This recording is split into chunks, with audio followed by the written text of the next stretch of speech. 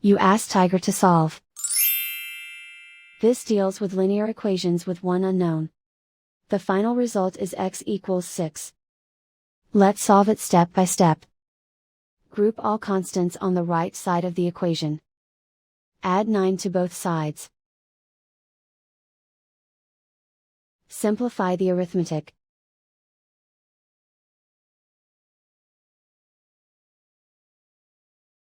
Isolate the x.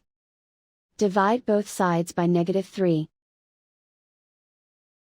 Cancel out the negatives. Simplify the fraction. Cancel out the negatives.